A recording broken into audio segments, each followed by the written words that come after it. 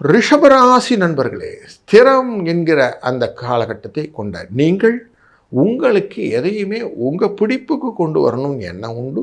அந்த பிடிப்போடு தான் எல்லா காரியங்களையும் செய்யணும்னு ஆசைப்படுவீங்க. வருடக்கோளான குரு உங்களுடைய 2ஆம் இடமான மிதுன ராசியிலே வக்கரகதியிலே அமர்ந்திருந்தாலும் பணவரவுக்கு தடையில்லாமல் ஒரு ஏற்பாடை பண்ணுகிறார். ஆனாலும் மனதிலே ஏகப்பட்ட போராட்டங்கள், குழப்பங்கள். எதையான செய்யணும்னு ஆசைப்படுறோம், அது சரியாக வரலையே.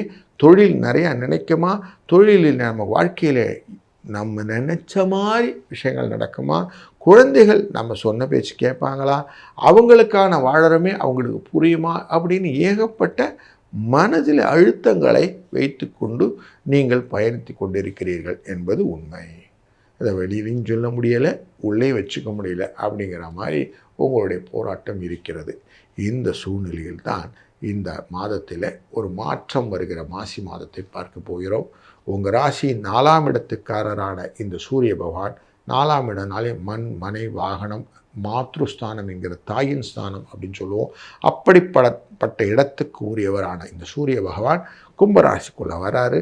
உங்கள் ராசிக்கு தொழில் ஸ்தானம். அப்போ தொழிலிலே அவர் வரும்போது உங்களுக்கு நிறைய முன்னேற்றத்தை கொடுப்பார், பண வரவை கொடுப்பார். கன்ஃபார்மாக பணம் நிச்சயம் உண்டு. நல்ல மாற்றத்தை எதிர்பார்க்குறீங்க அப்படின்னா உங்களுக்கு மாற்றங்கள் தொழிலில் உண்டு. நிறைய அதிகாரங்கள், அரசு வகையிலே சில சலுகைகள் எதிர்பார்ப்பவர்கள், கான்ட்ராக்ட்ஸ்லாம் போட்டிருக்கேன் சார், எலெக்ஷன்லாம் வருது, அதுக்குள்ளே இந்த கான்ட்ராக்ட் என் கைக்கு வந்துடுமா அப்படிங்கிறவங்களுக்கெல்லாம் இந்த ரிஷபராசி அன்பர்களுக்கு பொது பலனாக பார்க்கும்போது அதெல்லாம் வருவதற்கான வாய்ப்புகள் காட்டுறது. அதனால் தைரியமாக அதை ப்ரொசீட் பண்ணலாம். இங்கே சுக்கிர பகவானும் சேர்ந்ததனால் சில தடைகளும் உண்டாகும் அப்படிங்கிறது. ஏன்னா உங்கள் ராசிநாதன் தான், அவரே 6ஆம் இடத்துக்கும் உரியவர் அப்படிங்கிறதுனால சின்ன சின்ன தடைகளும் ஏற்படுத்துவார்னு பார்க்க முடியாது. 2ஆம் இடத்துக்குரிய புதன் அங்கே வந்து உட்கார்றார். அவர் கொஞ்சம் வக்கரகதியில் வேற போகிறதுனால கொஞ்சம் இடர்பாடுகளை கொடுத்தாலும் லாபங்களை கொடுப்பார். குடும்பத்தில் நிறைய சுப நிகழ்வுகளை ஏற்படுத்துவார்.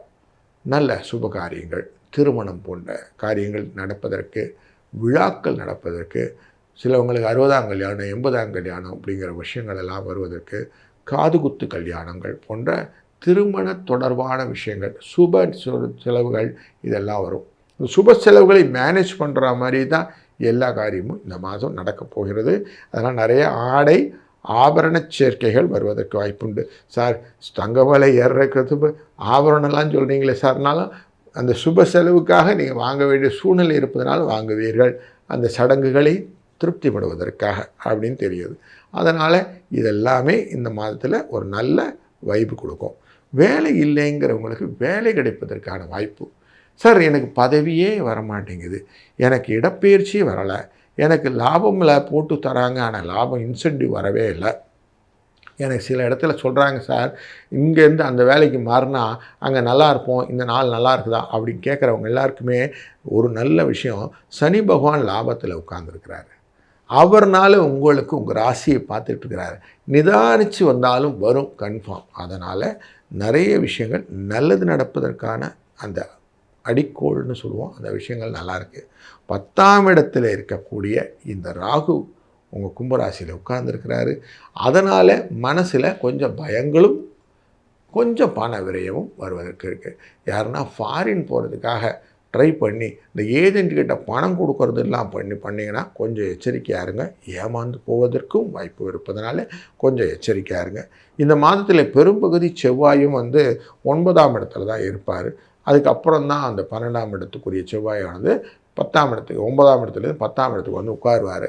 அப்போ பாருங்கள் உங்கள் வாழ்க்கையில் நிறைய கன்ஃபியூஷன் இருக்கிறதுக்கு வாய்ப்பு உண்டு. அதனால் கொஞ்சம் விட்டு பிடித்தல் அப்படிங்கிற மனத்தன்மையோடு போயிட்டிங்கன்னா சரியாக இருக்கும். அவசரப்பட்டு செய்கள்லாம் பண்ணிங்கன்னா சில இடத்துல நம்ம தேவையில்லாமல் வம்பு வழக்குகளில் மாட்டிக்கிறதுக்கும் வாய்ப்பு உண்டு. அதனால் சிக்கல் இல்லாமல் உங்களுக்கு மனசில் எது புரியுதோ அதை மட்டும் செய்யறங்க அப்படின்னு ஒரு விஷயம் வச்சுக்கிடுங்க. ஒரு தடவைக்கு 2 வாட்டி, நல்லா ஒரு வாட்டி நம்ம இந்த காரியம் பண்ண போகிறோம், இந்த காரியத்தினுடைய ப்ரோஸ் அண்ட் கான்ஸ்னு சொல்லுவான், எப்படி அதோடைய ரிஃப்ளெக்ஷன்ஸ் வரப்போகுதுங்கிற செக் பண்ணின பிறகு நீங்கள் காரியத்தை அணுகுவீங்கன்னா உங்களுக்கு நல்லது நடக்கும். உங்களுடைய சுக்கிரன் உங்கள் ராசிக்காரர், அவரே 6ஆம் இடத்துக்கு உரியவர். அதனால் கொடுத்த கடனை திரும்பி வாங்கிறதுக்கான முயற்சிகள் எல்லாம் மேற்கொள்ளுங்கள். இல்லைன்னா கடன் கொஞ்சம் விட்டு தள்ளி போகிறதுக்கு வாய்ப்பு இருக்குது. அது மட்டும் கொஞ்சம் ஜாகிரதையாக இருந்துருங்க. அதே மாதிரி சின்ன சின்ன இடர்பாடுகள் அப்படின்னு சொல்லுவோம் ஆரோக்கியத்தில், அதெல்லாம் வந்ததுன்னா கொஞ்சம் பார்த்து உடனே வைத்தியத்தை செஞ்சு பெருசாக்காமல் பார்த்துக்கிறதும் நல்லது. இண்டிகேஷன் வந்த உடனே அதை அட்டன் பண்ணிடணும். அது இருக்குது, குழந்தைக்கு இப்போ தான் தொண்டை வலிக்குது அப்படிங்கிற மாதிரிலாம் வரும். தொண்டை வலிக்குதா, இல்லை தொண்டையில் ஏதாவது பிரச்சனை இருக்குதா, இல்லை அவங்களுக்கு வேறு எதனா மாற்று மருந்துகள் தேவையா அப்படிங்கிற மாதிரி சின்னதாக அட்டென்டிவாக இருந்துடணும் அப்படிங்கிற காஷனை நல்லா மைண்டில் வச்சுக்கோங்க. ஏன்னா 4ஆம் இடம்ங்கிறது சுகஸ்தானமும் கூட தான். அங்கே கேது உட்கார்ந்துருக்கிறாரு. அவருடைய மருத்துவ விஷயங்கள் 5ஆம் இடத்தையும் பாதிக்கும் அப்படிங்கிறதுனால, குழந்தையும் பாதிக்கும் அப்படிங்கிறதுனால கொஞ்சம் அந்த இடத்துல எச்சரிக்கையாகவும் இருக்கணும் அப்படிங்கிறது தெரிகிறது.